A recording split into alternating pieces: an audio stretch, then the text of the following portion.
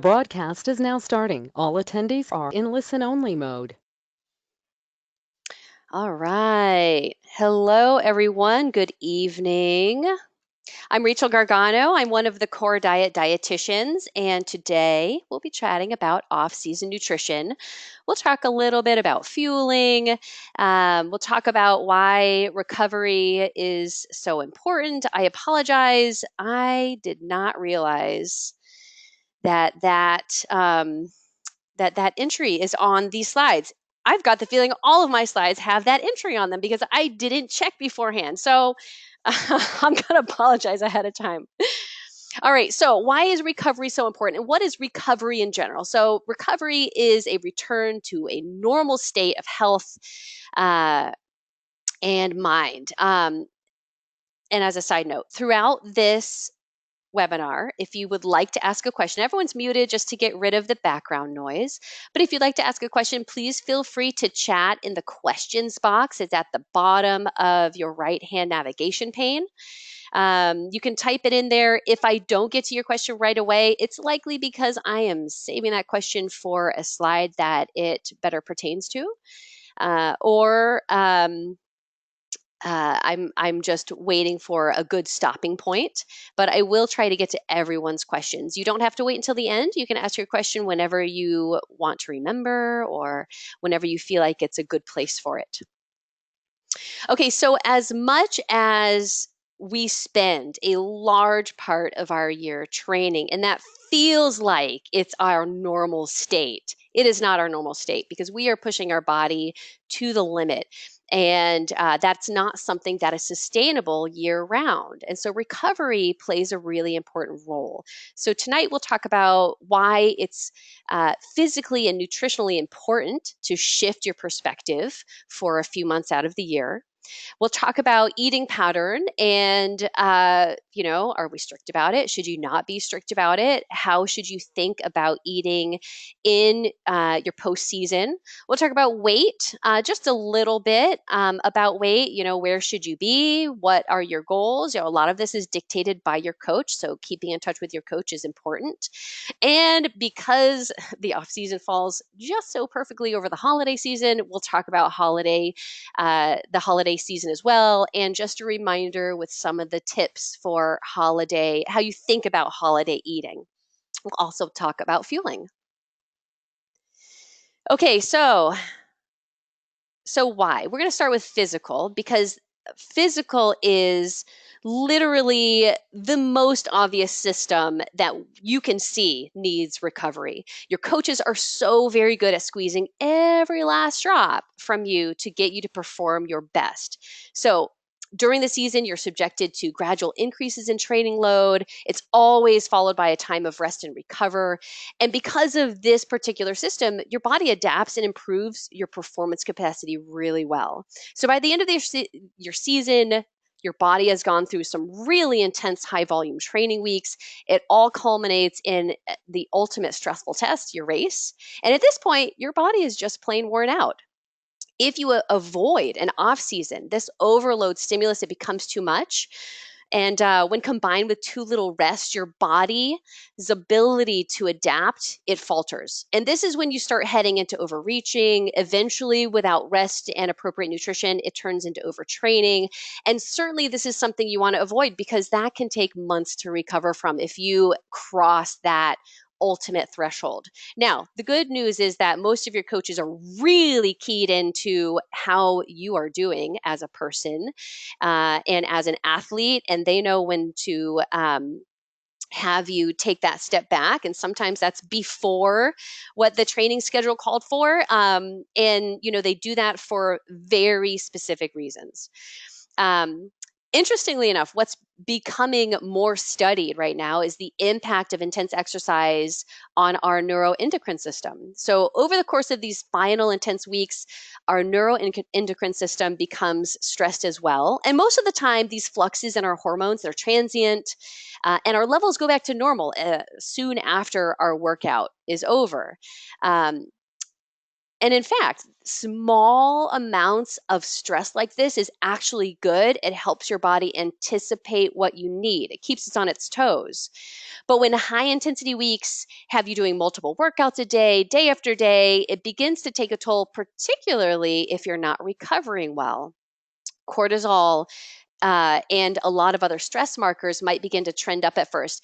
And what I actually think is pretty fascinating is that this actually causes a shift towards better performance. But then it's pretty short lived.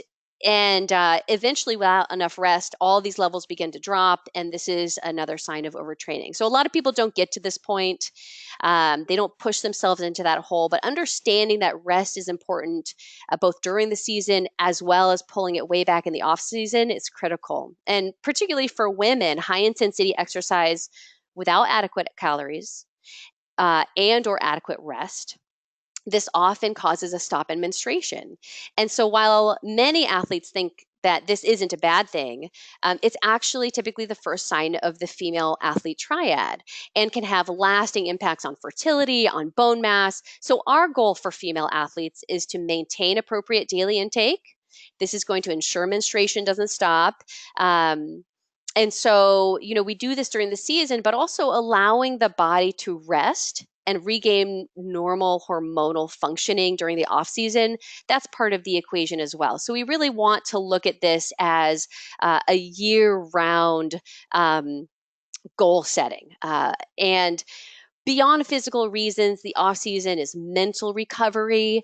You have just been on for so many months, both in terms of training as a second job, as well as intense focus on your eating pattern, on your diet, on fueling. It can create some big time burnout. So taking a step back, allowing yourself to enjoy some foods, perhaps go to events you may not have had time for before, seeing friends and family that perhaps took a back seat while you were doing all that intense training.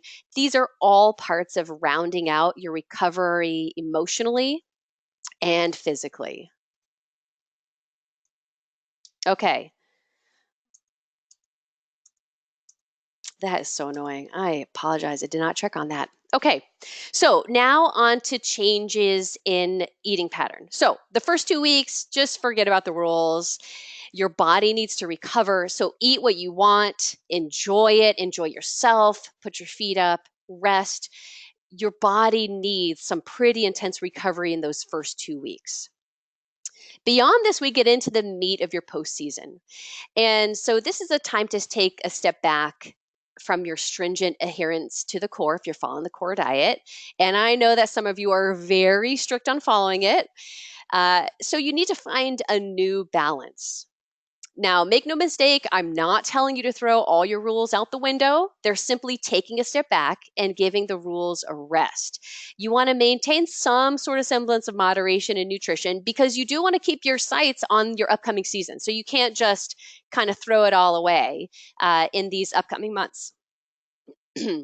Now, this might mean that you're a little bit more lenient with grains. Maybe you eat them a little bit more. Maybe you eat them even outside of the post workout grain window. Go ahead, enjoy some things like French bread and white rice and pasta and refined grains, but definitely keep in mind that most of your grains should be from whole sources because this is what's going to keep providing you with antioxidants. It's going to keep providing you with micronutrients. It's going to keep a good load of fiber in the diet. So these grains are going to be an important part of how you recover. Lots of B vitamins. So definitely make sure that you have them in there. If you've been on a calorie deficit and you're following the macros given to you by your core dietitian or maybe by the macronutrient calculator, the percentage of fat in your diet has likely been pretty low. As a core athlete, you likely know that we do this very specifically if you've been on a weight loss path. Because as an athlete, you have to keep the carbs in there. You have to make sure you're fueling well, you're recovering well. And we also increase your protein because we want you to be able to stay satisfied and maintain your muscle mass if you are on that weight loss path. And that means where do we Where do we give you a deficit from? We take your deficit from fat as part of that to make sure that your macros are aligned. But it's not good to be that low in fat for that long. So if you have been on this low fat for a significant amount of time, you definitely want to give yourself more fat. Fats are important for cell health. They're important for hormone production. It's important for fat soluble vitamin absorption, A, D, E, and K. So give your body a break. Move your intake around a little bit so that your percentage of fat increases. And certainly, if you're maintaining your weight, or even if you're still trying to lose, and we'll talk about that a little bit more in a moment, you can still have a calorie deficit with a higher fat percentage. And in fact, if it works well for you, you can talk to your core dietitian about how that might play into your season too, rather than just being low fat all the time, because sometimes your calorie level dictates a fat level in that low fat percentage that is almost impossible to meet. So certainly, at least during the off season, make sure that you have upped those percentages in your diet.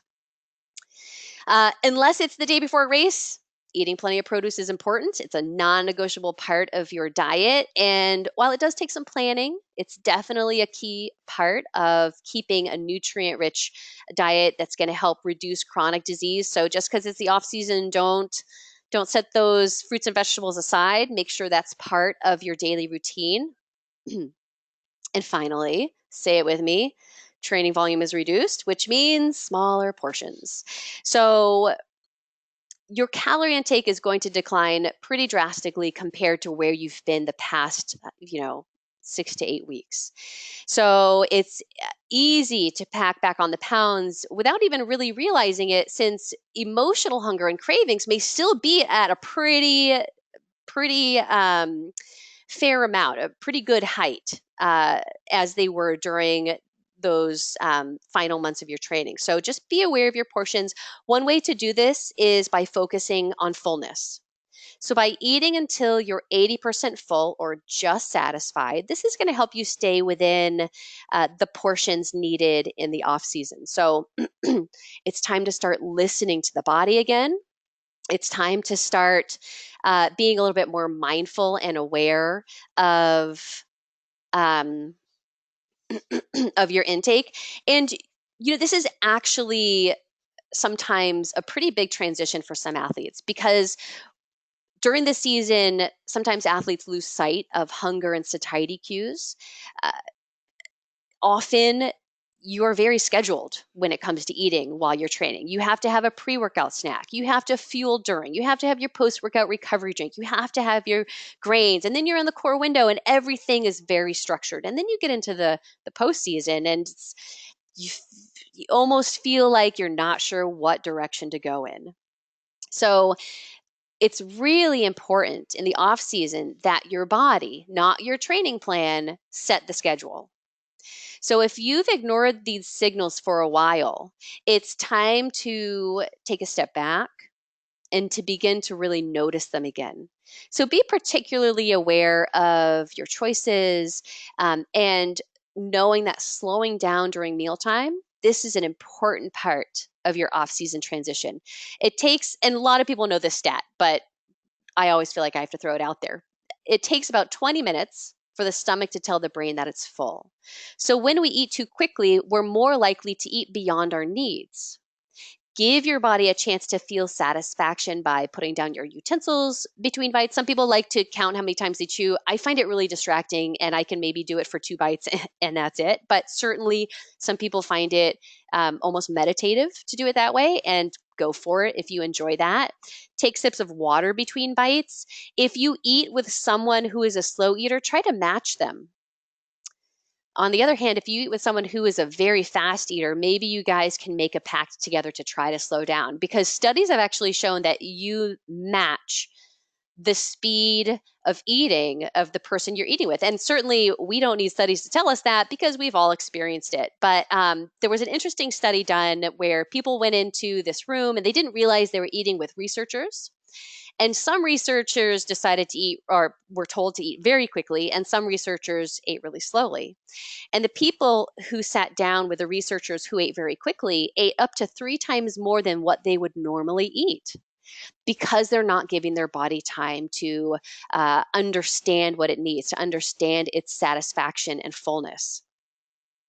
So, slowing down, being aware. And again, if eating slowly or being mindful is actually difficult for you, then changing your environment is what you want to do until you can get back in touch with your mindfulness around eating. And that means putting the amount on your plate that you feel is reasonable for you in that moment. So that you have a stopping point. You don't have to trust your body to stop when it's satisfied, if that means that you're going to be leaving something over on your plate. But certainly that is a feeling that I tell a lot of people they need to become comfortable with. A lot of us don't feel comfortable leaving stuff over on our plate, especially when we're eating out. And this is something that is just such an important part of our competency and our relationship with food. Feeling comfortable with stopping before the plate is empty. So being mindful, a lot of people know it as focusing on the act of eating without distraction, without multitasking.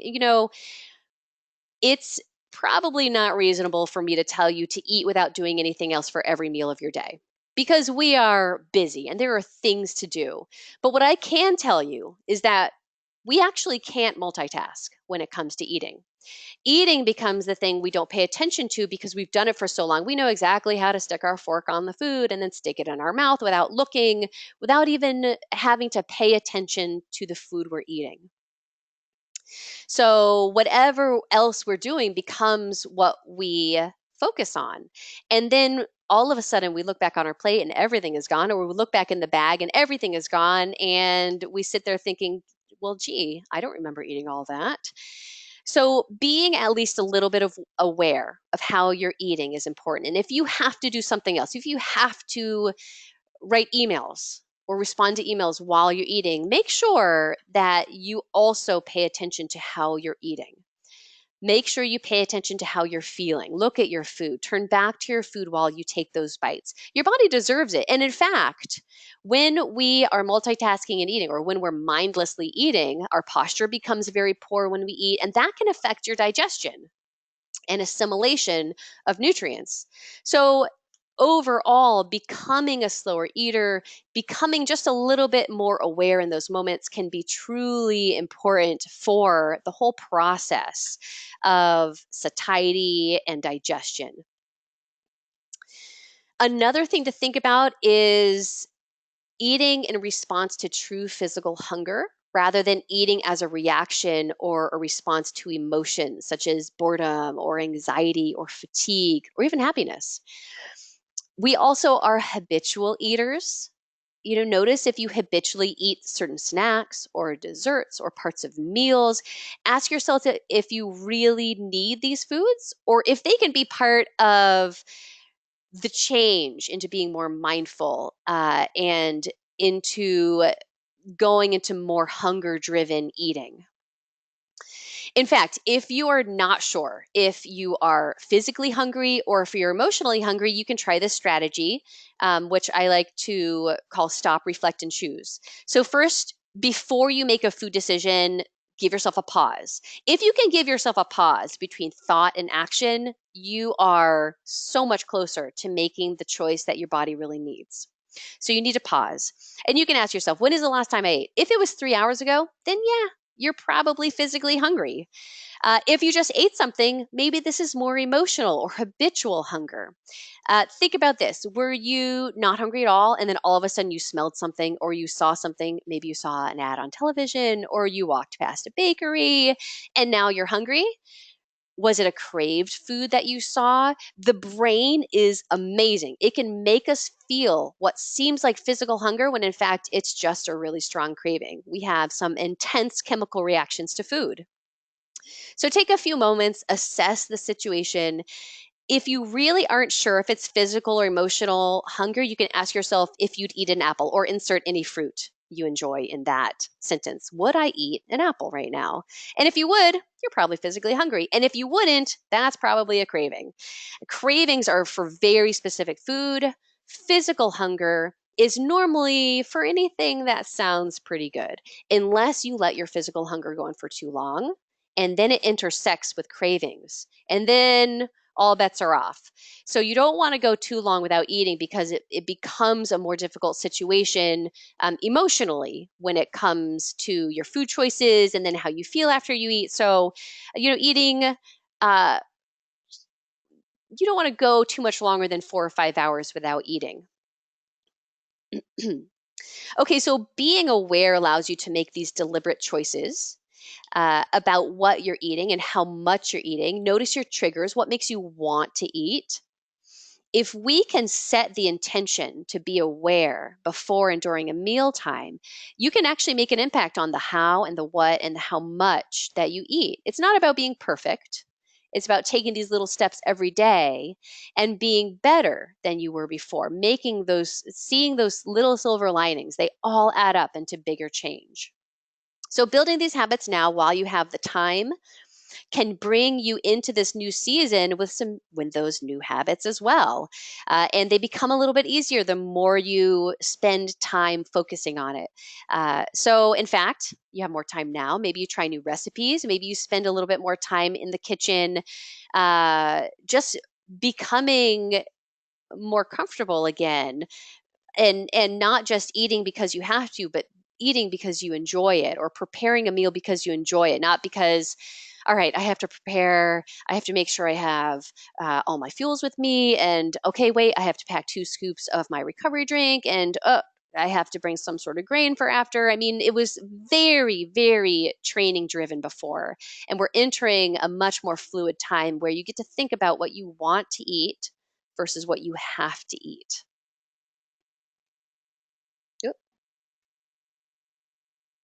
Okay, so we're going to switch gears just a little bit and talk about weight. Okay. First, if you made it down to race weight, a big congrats to you. As good as it might feel down there on an emotional level, it's time to bring it back up.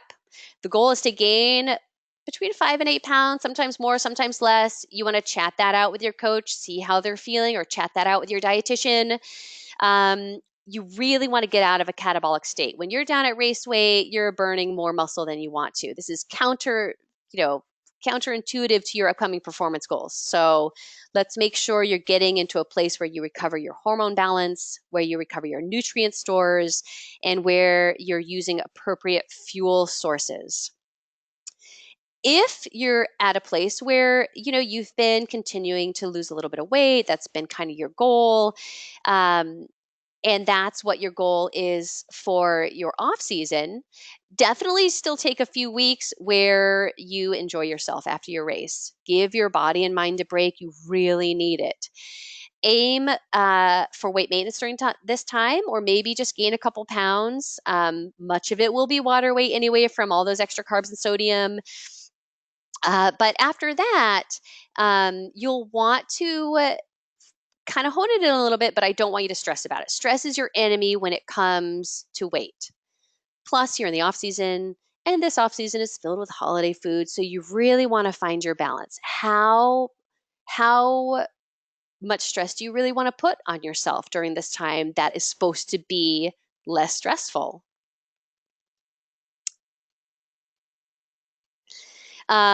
So here are some tips. If your goal is to do a little bit of weight loss or continue your weight loss journey, here are some goals for you. You often hear the saying, make half your plate vegetables. What does that actually mean? Does it really mean that half your plate has to be vegetables?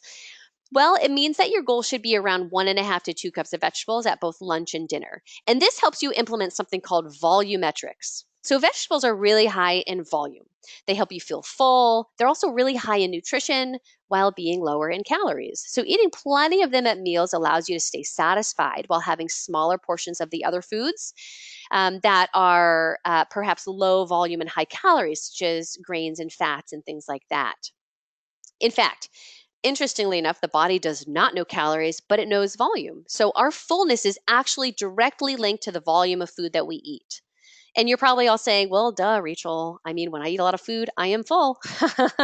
So if we eat 3 cups of broccoli, we're the same fullness as 3 cups of rice. But 3 cups of broccoli is 150 calories and 3 cups of rice is 700, but we're the same fullness. So if your journey is weight loss, fill up on vegetables.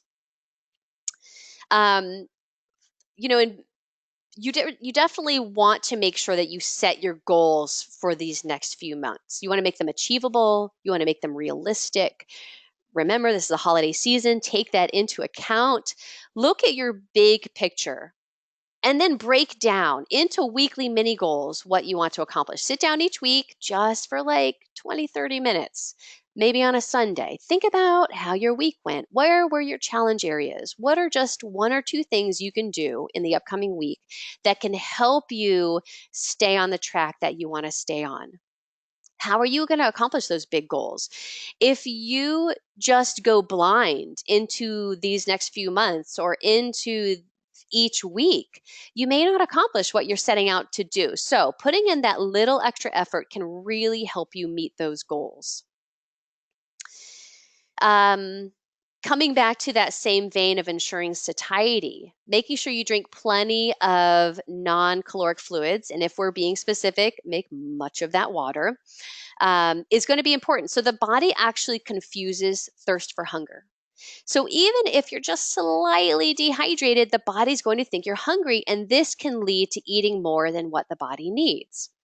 So definitely make sure that you look at your day. And if at the end of the day you're feeling quite hungry, even though you just ate a full meal, maybe look at how much fluid you drank that day, because that can make a pretty big difference. Uh, Accountability is important, and sometimes food logs can help with this. You certainly don't have to keep an online one. It can feel tedious. It can make you feel too obsessed with numbers. A paper log is perfectly fine, but be honest with yourself and write everything down. As they say, you're only cheating yourself if you decide to eat even just small handfuls of things without writing it down, because if you are going through these motions and you're not losing weight, and you haven't been recording just those tiny things you've been having throughout the day, it's important to know that those little things add up too. So write things down. If you find that you aren't losing weight, look back on it. Has anything slipped in? Are your portions getting a little bigger? Are your cheat meals expanding to other nights? Try to find the culprit if there is one. But it's also very important to keep in mind that the body goes through several natural plateaus.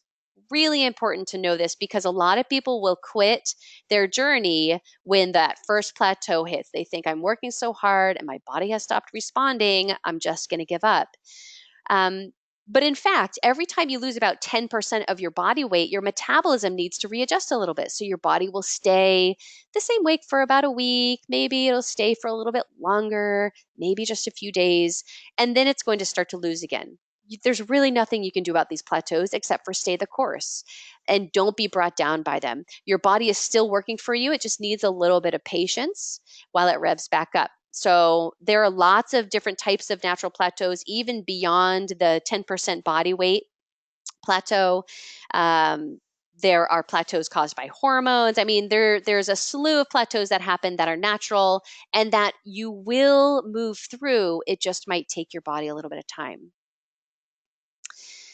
And on this note of cheat meals, are your cheat meals expanding to other nights? I want you to know that you can still have the foods you love and the meals that you love and still be able to lose weight and still be able to enjoy your postseason, even if your goal is maintenance. Um, it's really all about stopping when you're satisfied versus finishing what's on your plate and then being overly full, or even not finishing what's on your plate but being overly full, because what's on your plate could be like 2 or 3 meals worth, and you might not even have to finish it to feel overly full. So slowing down, uh, trusting your body to tell you when it's full is important. Um, you know, it's it's interesting and empowering to feel comfortable enough to stop and to let the food kind of be. Let it be. You don't need all of it. And if you're eating out, a lot of people say, but I paid for it. But you didn't pay for those calories to go to your waste. You paid for the experience, you paid for the deliciousness, but you didn't pay to have them give you 2 or 3 meals. So it's okay to let that go too. But I know that that's a hang up for some people, and working through that can take some time.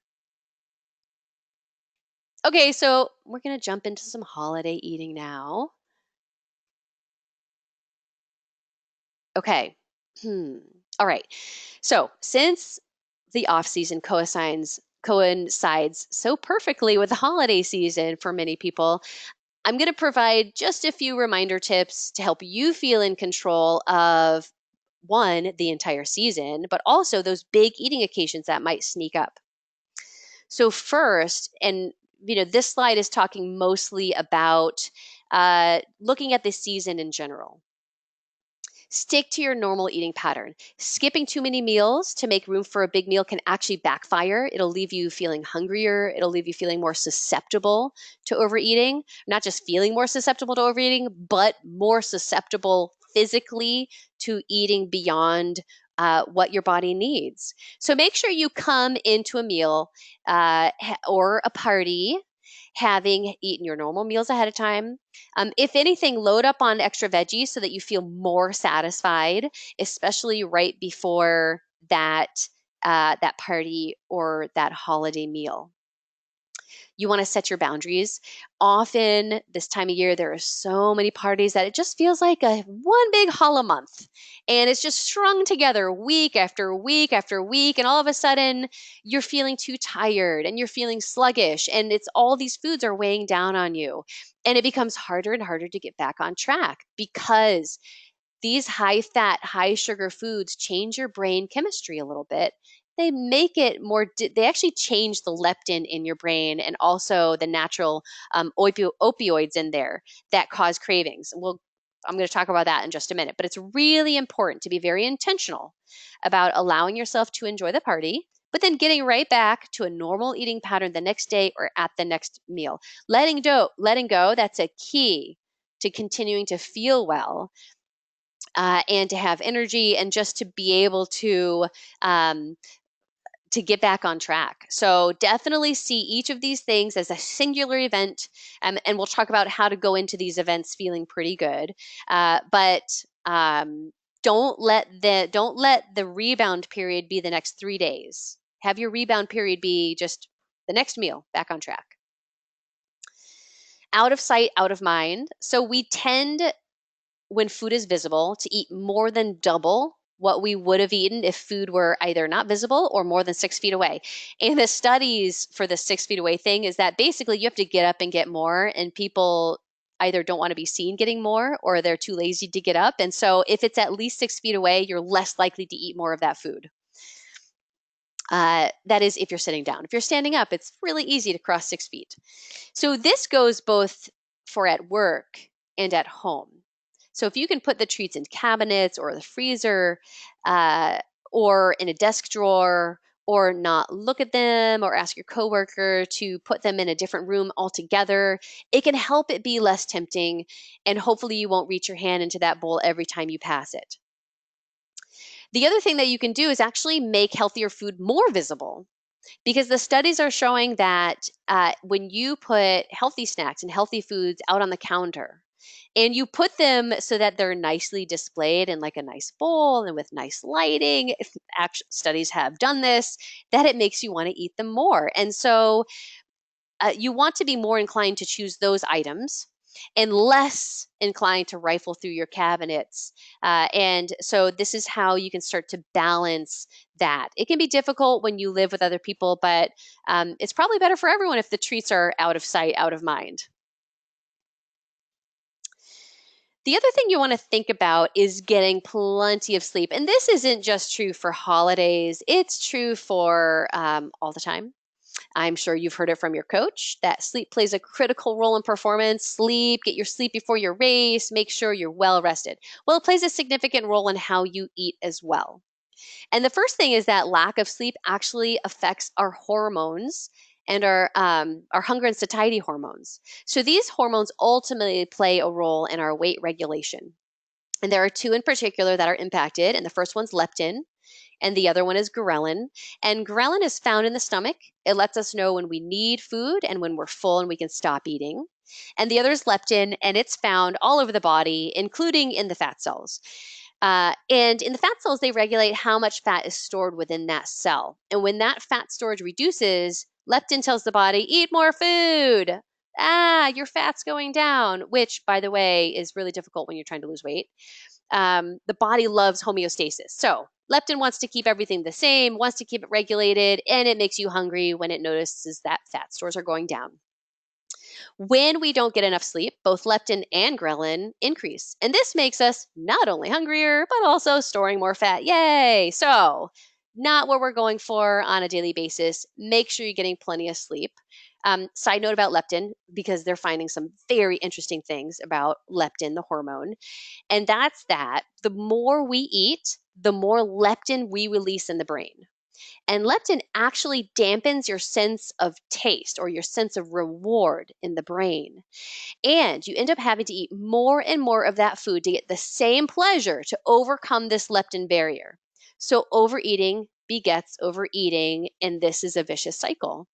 The good news is that after a few days of eating normally and pushing through those cravings that those natural opioids in the brain might pump out, leptin levels begin to reduce again and become a more normal level. And this allows you to not only enjoy foods without adding as much salt and sugar to them or without eating as much to get satisfaction, but also helps reduce these cravings. So really interesting what these hormones can actually make us feel and make us do and how our body responds.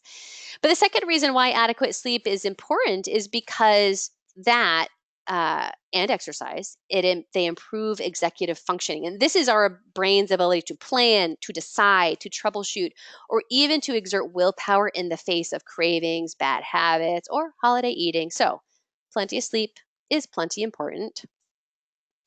And finally, well, that means I have to do one more. There we go. Finally, no matter what, let go of your negative internal commentary. And this is a hard one for a lot of people. Give yourself permission to eat the foods you love. This is interesting. By giving yourself permission to eat the foods that you want to eat, it takes away their power.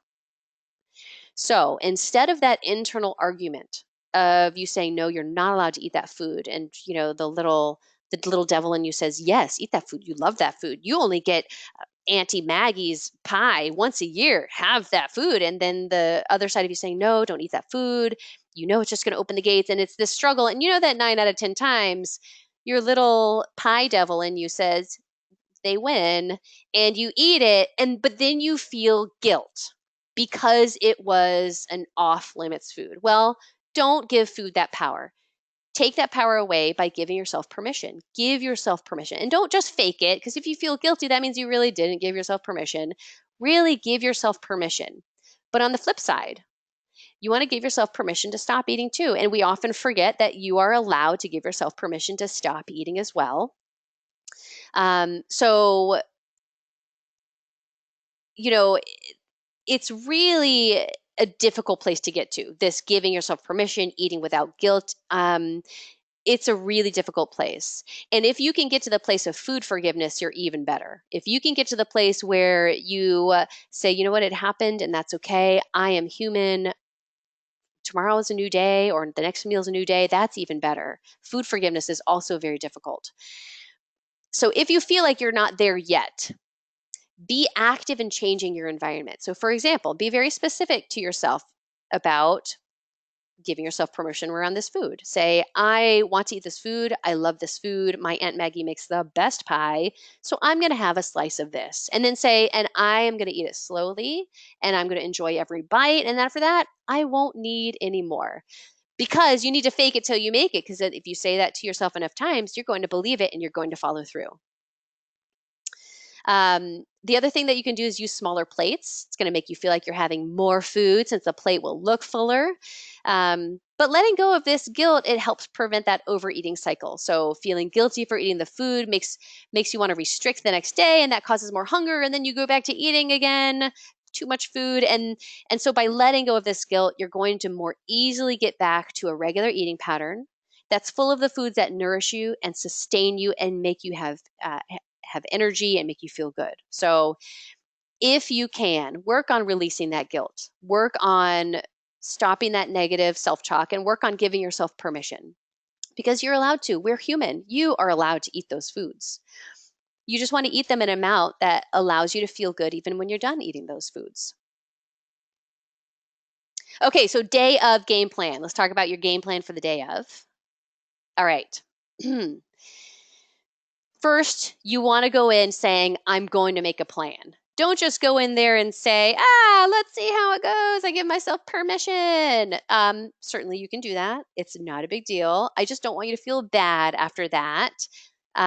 So pre-game, eat a healthy, high fiber snack in advance. You want to feel full coming into the event, okay? This is your pre-workout fuel. Then you want to survey the landscape. So you're going to analyze, what are your options? What are your favorites? Choose those. Get your favorites. Avoid the fillers. Watch out, too many condiments add up really quick, and still get plenty of veggies on your plate. Okay, so you want to choose the most important items, the ones that you look forward to all year, the ones that you love, but still volumetrics, lots of vegetables, fill up on those.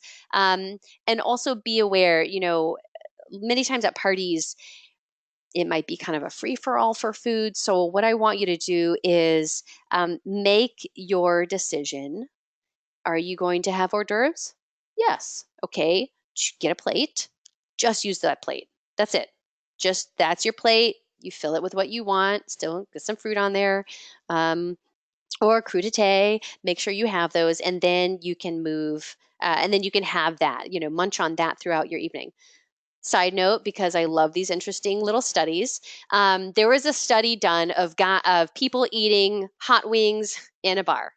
Okay, so they've got some tables where they leave the bones on the table, and they have some tables where they clear them off as soon as they're done eating that wing.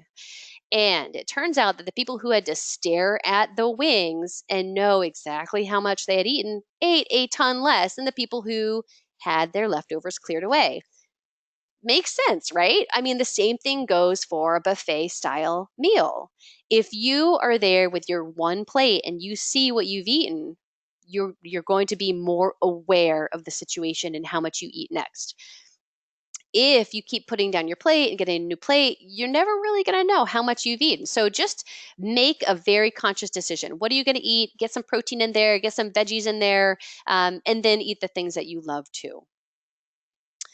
Wait it out again, 20 minutes before you get seconds. Wait 20 minutes. You got to let your stomach catch up to your brain, or your brain catch up to your stomach, I guess it would be, so that you know exactly how full you are. And take your time eating. Make sure you really slow down and enjoy it.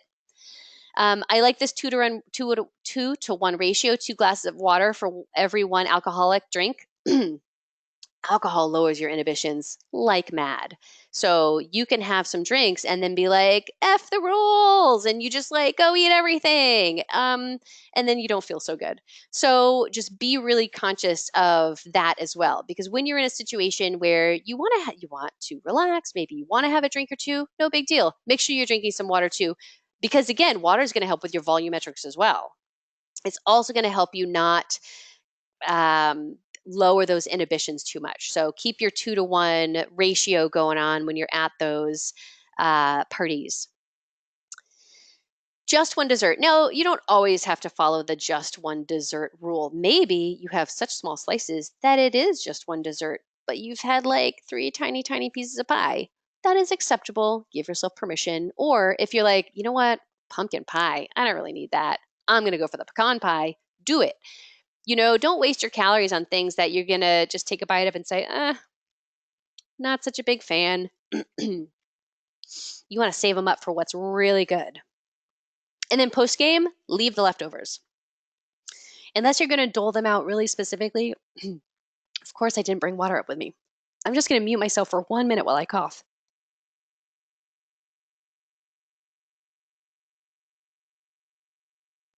Okay, I'm back. All right. Okay, so unless you're going to be really specific about doling out your leftovers throughout the week and sticking with the portions that your body needs and feeling really good about it, you can kind of leave the leftovers for the people who really want it. They just kind of sit around.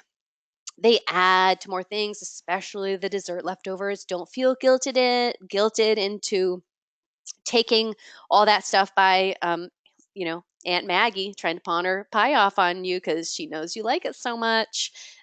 Take that step back, say, you know what, I love your pie. I'm gonna love to leave it with you too. And just walk out feeling good and feeling satisfied.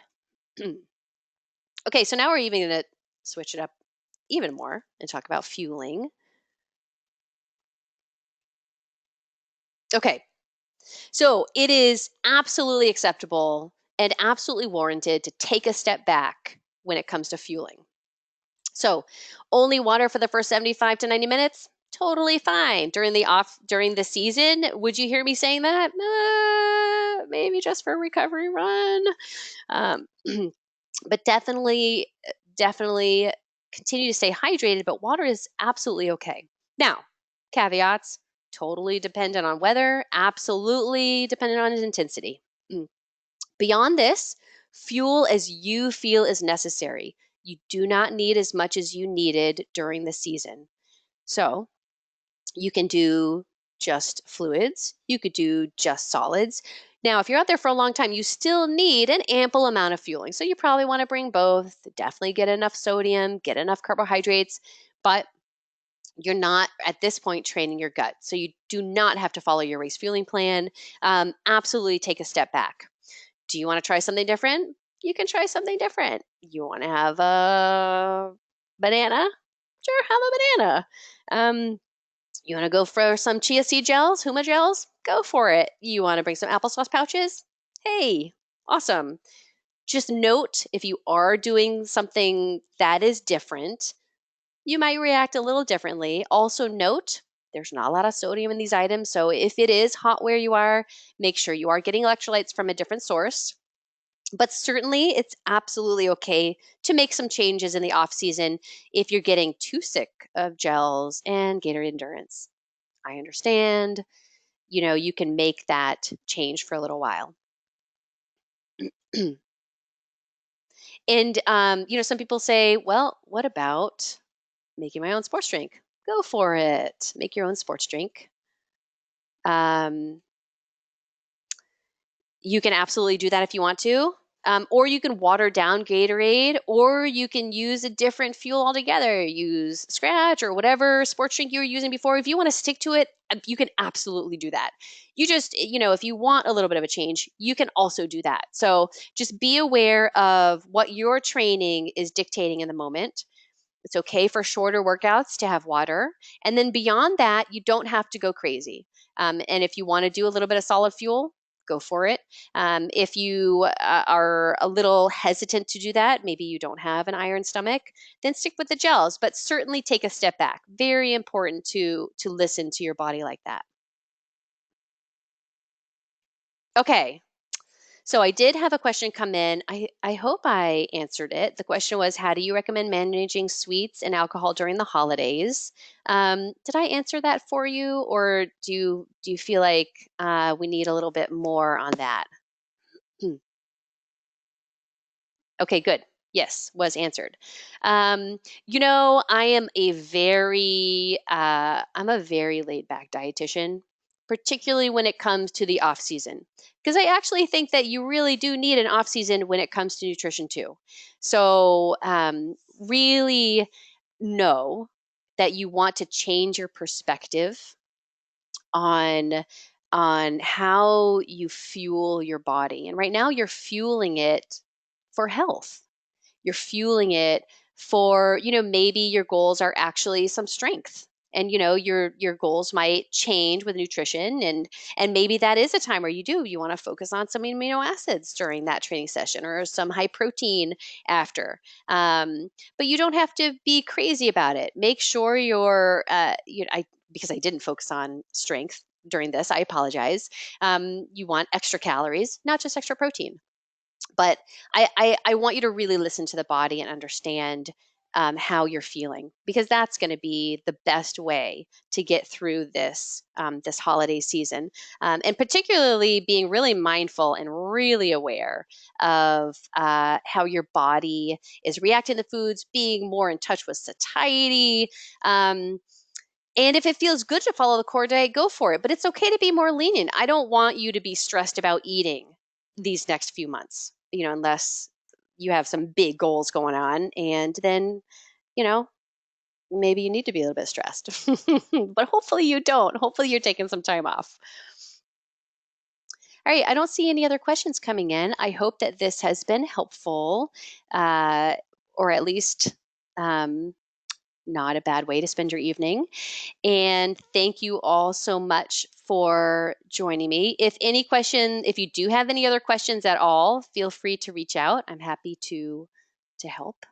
And have a great rest of your evening.